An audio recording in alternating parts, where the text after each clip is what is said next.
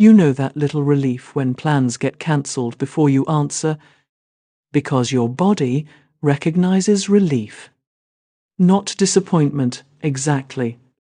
More like your whole body quietly unclenching when the room finally goes quiet.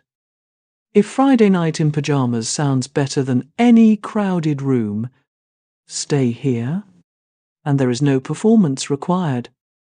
This is not a video about being lazy, antisocial, or broken, because peace deserves a better explanation. It is about people whose nervous systems breathe differently at home, after too much outside noise. And once you understand that, your private life may stop feeling defensive without needing a public defense. Home is not hiding. It is not laziness. People who love staying home are usually not avoiding life after a demanding day outside. They are avoiding a kind of stimulation their body cannot digest quickly, when every small demand adds up. The outside world asks for responses before the nervous system feels ready, before exhaustion turns into resentment. At home, nobody studies your face or demands a polished answer, because their system is already full. That quiet can feel like oxygen after a day of performance, when the world feels too loud. Some comments called home a sanctuary, and that word matters psychologically, without rejecting anyone personally. A sanctuary is not escape. It is a place where vigilance can finally lower, inside the body. The first secret is simple. Home is where their system stops bracing, because the body needs a safe base. The stimulation dial. Optimal arousal theory helps explain why the same party feels different to everyone. When stimulation rises too quickly, one person feels alive in noise, laughter, music, and overlapping conversations inside the same crowded room. Another person feels their attention splitting into too many tiny emergencies before they can name the overload. Neither person is morally stronger. Their stimulation dial is simply set differently when the room asks too much. Introverted people often reach fullness before the room has even warmed up, long before anyone else notices. So, leaving early can be regulation, not rejection of the people there, without making the friendship less real.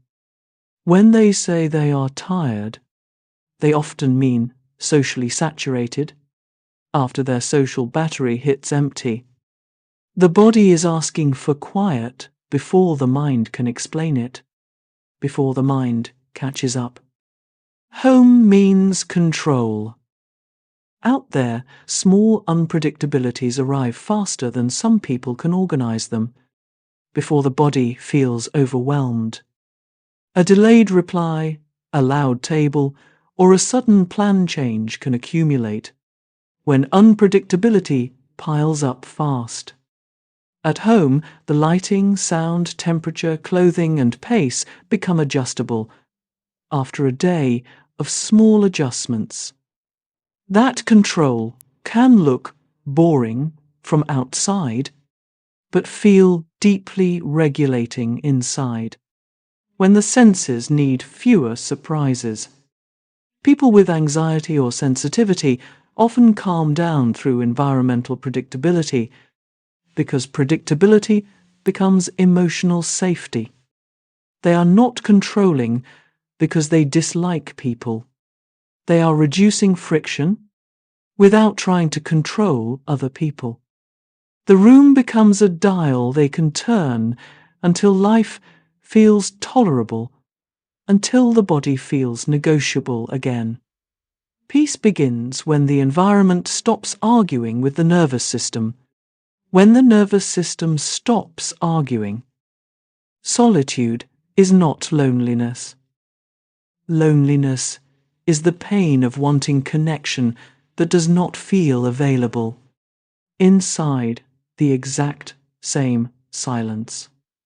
Solitude is different. It is aloneness chosen with inner consent when the choice comes from freedom. That difference changes the emotional meaning of the entire evening, because consent changes the meaning. One person sits alone and feels abandoned by the world, even when the room looks identical.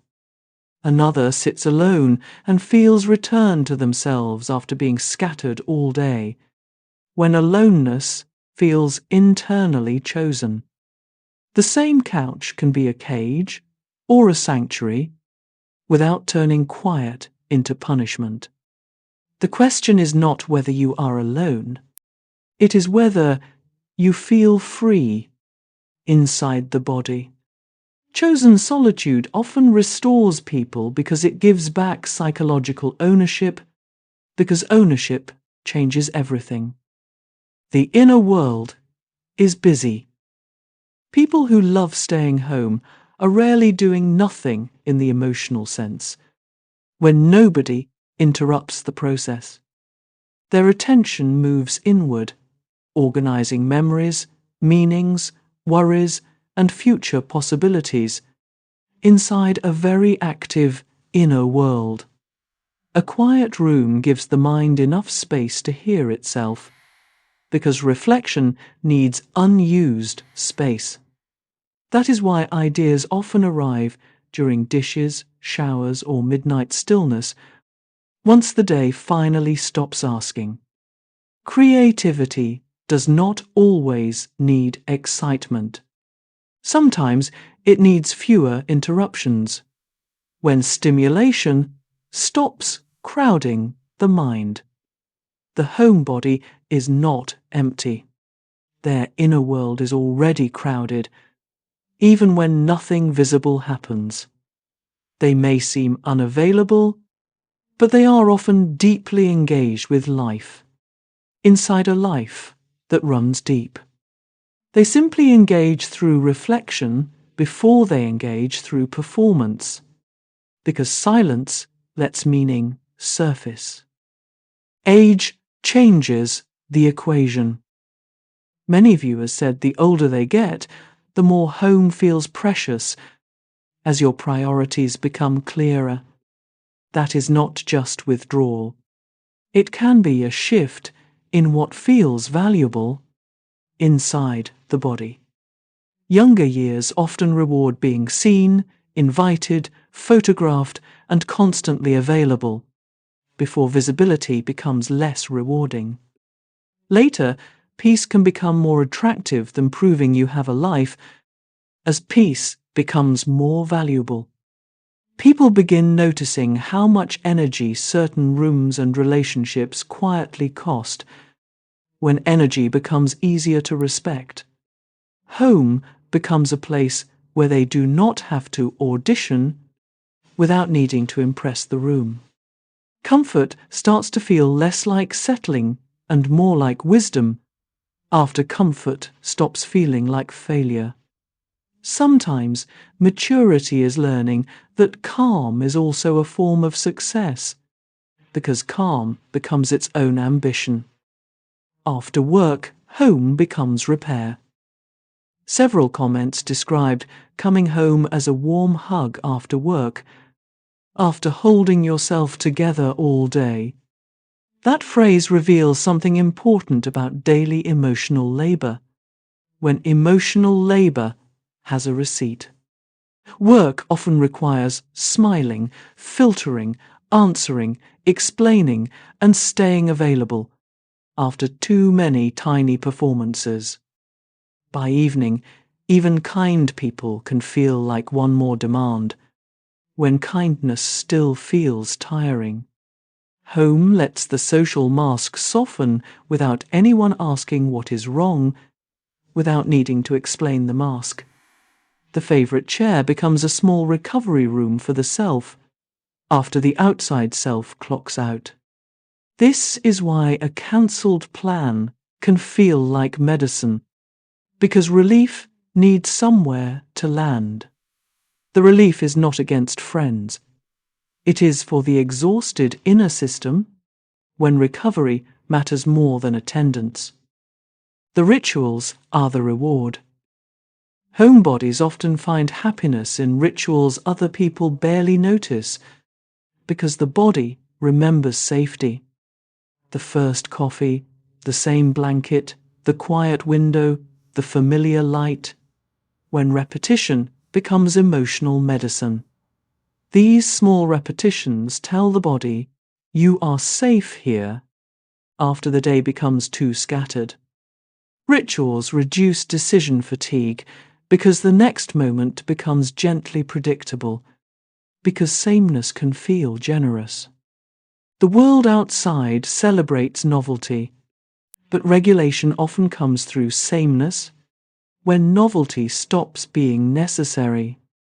That favourite spot on the couch can hold more meaning than a crowded venue. Inside, details other people overlook. It is not a small life when the small things are fully felt, when attention finally has a home. Depth often hides inside repetition because attention finally has somewhere to rest, because familiar things can hold depth. The shadow side.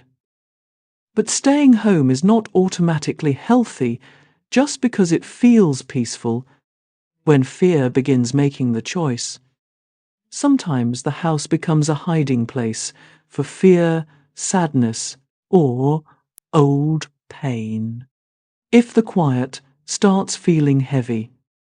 The difference is whether home expands you or slowly shrinks your world, when protection turns against growth. Peace leaves you feeling restored. Avoidance leaves you feeling smaller afterward. After relief becomes avoidance. If leaving feels impossible, not merely unappealing, something deeper may need care. When the door feels too powerful, this does not make you broken. It means your protection learned too much, without blaming yourself for adapting. A refuge can become a cage when every door starts to feel dangerous, when safety starts shrinking the map. The honest question is whether home gives you strength to return before refuge becomes a smaller life. Depth over noise. People who love staying home are often choosing depth over constant visibility in a culture obsessed with visibility. They may prefer one honest conversation to 5 performative group photos, when honesty matters more than photos. They may prefer a comfort show because predictability calms the system, because calm beats social proof. They may prefer silence because their thoughts already speak loudly enough, when silence feels more truthful. This preference does not make them antisocial, lazy, or emotionally cold, without becoming cold or disconnected. It means their joy is less performative and more internally anchored, inside a less performative life. They are not missing the party. They are listening for a quieter life, while others chase louder evidence. The final psychology is this: their peace does not need an audience, because peace does not need witnesses. If home feels like your sanctuary, subscribe for psychology that does not shame you. Inside the body. How to check yourself. Try asking one question before saying no to the next invitation, without forcing yourself into performance. Do I want home because it restores me, or because outside feels threatening. If it restores you, protect the ritual without apologizing for your temperament while still respecting your temperament. If it threatens you, make leaving smaller instead of forcing a dramatic change, instead of shaming your nervous system. 10 minutes outside, one trusted person, or one quiet errand can count as a gentle experiment in agency. When home stops helping. This video is not saying every kind of isolation is secretly healthy, without blaming yourself for needing help. If you feel trapped, numb, or afraid of all contact, take that seriously, because compassion includes honest limits. Chosen solitude usually leaves some warmth behind after the quiet ends, when quiet becomes emotionally costly. Painful isolation leaves shame, dread, and the sense that life is closing. And that distinction deserves care. The quiet life still counts. Maybe nobody claps for the peaceful life you built behind your door, even when nobody else understands it. But peace is still an achievement when the world keeps rewarding noise, when the world mistakes calm for absence. You are allowed to love a life that looks small from the outside, because quiet can still be courageous. Sometimes the deepest freedom is not needing proof that you are living, without needing proof from anyone. Comment whether home feels like peace, repair, or protection for you, if this felt like someone finally named it. Depth does not need noise. If you recognized yourself here, nothing in you needs to be defended without needing permission from anyone. Your quiet does not have to become content for other people, because recognition can become relief. Next, we can unpack why emotionally deep people often feel tired around crowds without turning quiet into an apology. Until then, let home be peace when it is peace, when the room finally feels enough.